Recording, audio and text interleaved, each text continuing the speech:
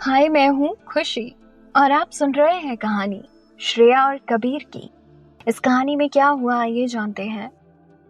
श्रेया को ऐसे रिएक्ट करते हुए देखकर कबीर वहीं पर खड़ा सोचने लगा कि कहीं इस पागल लड़की से शादी करके उसने कोई गलती तो नहीं कर दी। उसे ऐसी जंगली बिल्ली टाइप लड़कियां कभी नहीं पसंद थी।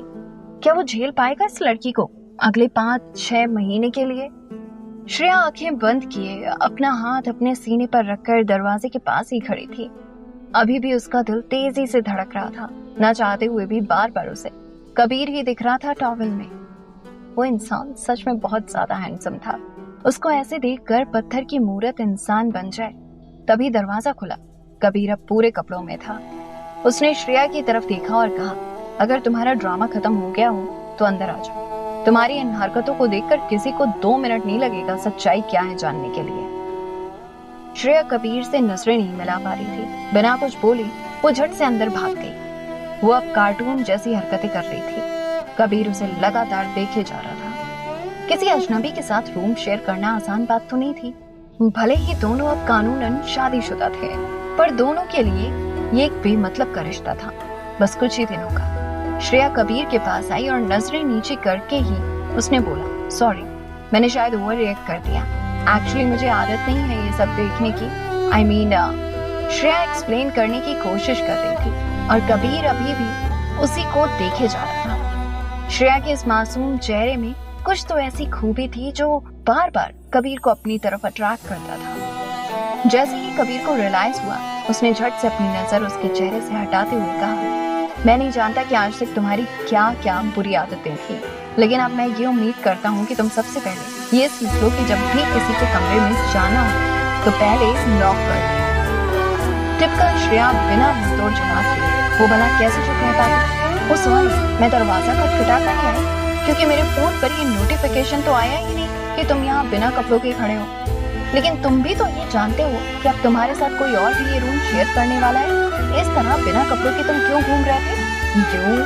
कबीर ने उसे दांत पीसते हुए एक इंटेंस लुक दिया और रूम से बाहर जाने लगा। तभी पीछे से उसने श्रेया को भगवान से प्रे करते हुए सुना, भगवान प्लीज मुझे हिम्मत देना इस इंसान को झेलने की, इतनी ताकत देना कि मेरे हाथों इसका कत्ल ना हो जाए। मैं जेल नहीं जाना चाहती। कार्टून। कबीर हंसते हुए वहां से निकल गया। रात को कपूर मेंशन से डिनर करके आने के बाद श्रेया बहुत ही ज्यादा खुश थी और थोड़ा इमोशनल भी हो गई थी। ड्रेसिंग टेबल के सामने बैठकर अपनी ज्वेलरी और मेकअप उतारते हुए उसने दिल से कहा, तुम बहुत लकी हो कबीर, तुम्हारी फैमिली बहुत अच्छी है। कबीर अपने फोन में बिजी था। उसने श्रेया क्या बोल रही थी उस पर ध्यान नहीं दिया और श्रेया को इस बात से बहुत ज्यादा चिढ़ होती थी जब उसकी बात कोई ध्यान से नहीं सुनता था। वो चुप हो गई और कपड़े चेंज करने के लिए बाथरूम चली गई। यहाँ पर कबीर सोफे पर लेटे लेटे फोन में आज शाम की डिनर की फोटोज देख रहा था जो अभी 5 मिनट पहले उसकी माँ ने सेंड की थी। एक्चुअली वो श्रेया को देख रहा था। श्रेया पीच कलर की साड़ी में कमाल की खूबसूरत लग रही थी। ऐसे सच संवर कर रहे तो कितनी प्यारी लगती है ये लड़की, पर उसे तो जंगली बनकर रहने में मजा आता होगा। बाथरूम से निकलते ही एक्सीडेंटली श्रेया की नजर कबीर के फोन पर पड़ी और एक्साइटमेंट में वो भाग के आई, आंटी ने फोटोज भेज दिए। कबीर झट से उठकर खड़ा हो गया और अपना फोन पीछे कर लिया। एक पल के लिए उसका दिल धक से हो गया, जैसे उसकी चोरी पकड़ी गई हो। मैनर्स बिल्कुल जीरो है तुम्हारा, कबीर ने झूठा गुस्सा दिखाते हुए कहा। हाँ, तुमने तो पीएचडी करके रखी है मैनर्स में, है ना? कोई जब कुछ बात कर रहा होता है आप फोन में घुसे रहते हैं। वाह, क्या मैनर्स है। टॉन्ट मारना कोई श्रेया से सीखे। कबीर अब सच में इरिटेट हो गया। पता नहीं तुमसे बात करने की कोशिश ही क्यों करता हूं मैं। तो मत करो ना, सिंपल सो जाओ। आज के लिए बहुत झेल लिया मैंने भी तुम्हें, श्रेया ने गुस्से में कहा। कबीर ने गुस्से में जाकर अपना ब्लैंकेट उठाया और सोफे की तरफ जाने लगा। ये देखकर श्रेया ने उसे रोका और बोली, मैं सो जाऊंगी सोफे पर। इसकी कोई जरूरत नहीं है, मैं सोफे पर सो जाऊंगा, तुम बेड पर सो जाओ। अपना ब्लैंकेट सोफे पर रखते हुए कबीर ने कहा। कबीर एक प्रॉपर जेंटलमैन था, लेकिन श्रेया का मना करना भी सही था। उसको तो कहीं पर भी सोने की आदत थी, लेकिन कबीर जैसा इंसान जिसे बड़े घर में रहने की आदत थी, उसके लिए ऐसी एडजस्टमेंट करना मुश्किल था। लिसन, सच में मुझे आदत है सोफे पर सोने की, मैं सो जाती हूँ। तुम जाओ बेड पर, तुम्हारी हाइट के हिसाब से भी ये सोफा छोटा है। तुम्हें नींद नहीं आएगी, श्रेया ने कहा और एकदम से उसके हाथों को पकड़ लिया उसे साइड करने के लिए। और कबीर ने बिना कुछ सोचे उसे पुश कर दिया पीछे की तरफ, लेकिन फोर्स ज्यादा लग गया और श्रेया जाकर फ्लोर पर गिरी। श्रेया ने उसके अच्छे इरादों को खत्म कर दिया और वो गुस्से में चिल्ला कर बोली, are you out of your mind? तुम्हें तकलीफ ना हो इसीलिए मैं सोफे पर सोना चाहती थी। कबीर ने सर को नीचे किया और जिस हाथ को श्रेया ने छुआ था उसको झटक कर साफ किया। फिर उसके बाद शांति से उसने श्रेया की तरफ देखा और बड़े आराम से कहा, बाहर निकलो। श्रेया वहीं जम गई। उसको समझ में नहीं आ रहा था कि आखिर उसने ऐसा क्या कर दिया कि कबीर अब उसे कमरे से बाहर जाने के लिए बोल रहा था। उसे नीचे दिखाने का एक मौका नहीं छोड़ता था यह इंसान। श्रेया का गुस्सा बढ़ता जा रहा था और वो कबीर को घूरे जा रही थी, लेकिन अचानक से उसने कुछ देखा और एकदम से वो कबीर पर कूद पड़ी। छोटे बच्चे जब डर जाते हैं तो जैसे अपनी माँ को जोर से पकड़ लेते हैं, श्रेया ने भी बिल्कुल वैसे ही कबीर को पकड़ रखा था और आंखें बंद किए हुए ही उसने कहा, वहां पर एक बहुत बड़ा चूहा है और मुझे चूहों से बहुत डर लगता है।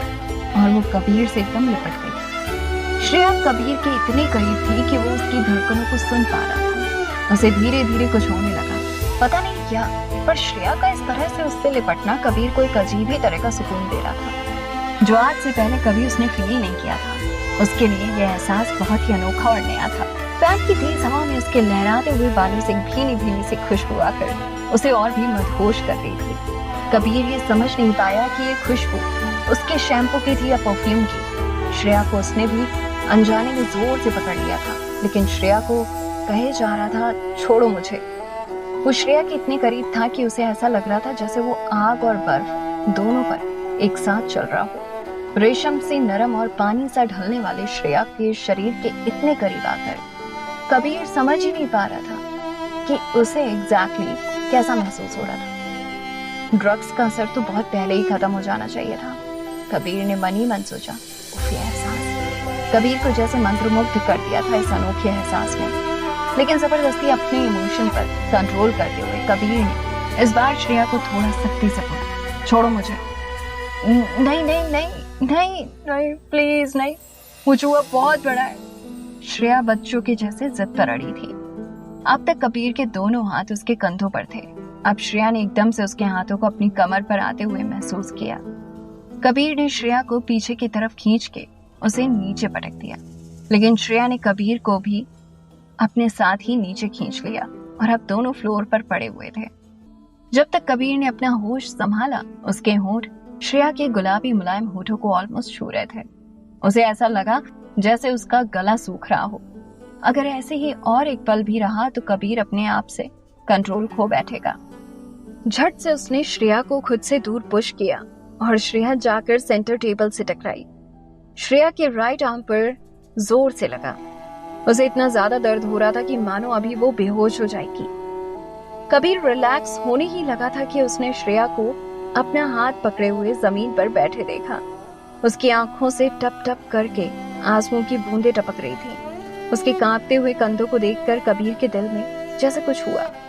कबीर ने अपने होश संभाले और खुद को डांटने लगा। उसको ये रियलाइज हुआ कि उसने जो कुछ किया वो गलत था।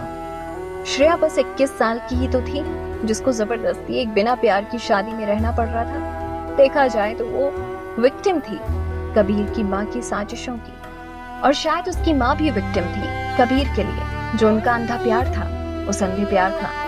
कबीर नहीं जानता था कि कैसे किसी रोते हुए इंसान को शांत किया जाता था। जब वो दर्द में हो तो उन्हें क्या बोलकर कंफर्ट देने की कोशिश करनी चाहिए। वो भाग कर गया और फर्स्ट एड बॉक्स लेकर आया।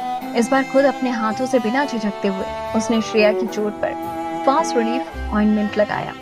इतना ज्यादा गिल्ट में था कि उसने बिल्कुल भी परवाह नहीं की थी कि श्रेया को छूने से उसे कुछ हो सकता था। सॉरी, तुम्हारी तरह मेरे लिए भी ये सब बहुत नया है। मुझे भी ऐसे किसी लड़की के साथ रहने की आदत नहीं है।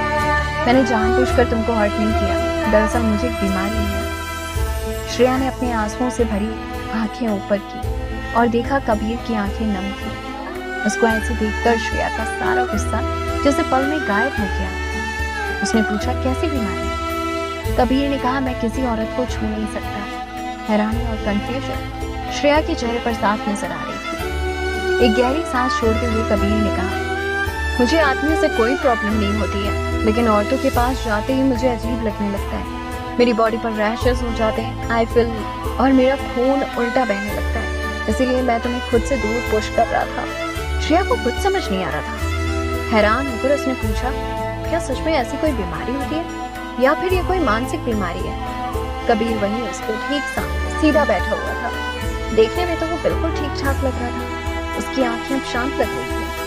30 सालों में पता नहीं कितने डॉक्टर्स से इस बीमारी को ठीक करने के लिए कंसल्ट कर चुका था, लेकिन इलाज किसी के पास नहीं था और अब उसको इस बीमारी के साथ रहने की आदत हो चुकी थी। कबीर बहुत थका हुआ था। अपने माथे को अपनी उंगलियों से हल्का हल्का दबाते हुए उसने कहा, ये बात बाहर किसी को नहीं पता है। उम्मीद है तुम भी इसे राज ही रखोगी।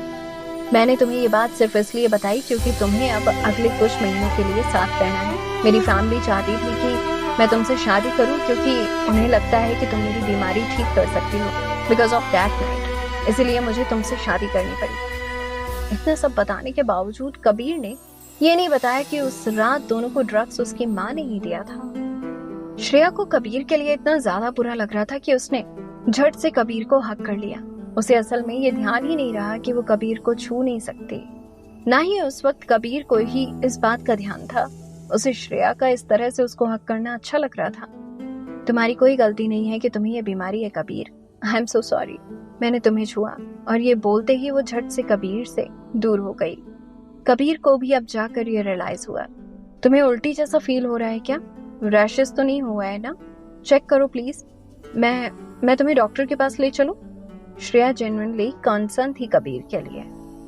कबीर कुछ पल श्रेया के मासूम चेहरे को देखता रहा। बहुत प्यारी और मासूम थी ये लड़की, दिल की साफ। मैं ठीक हूँ, रिलैक्स, उसने हल्का स्माइल करते हुए बोला।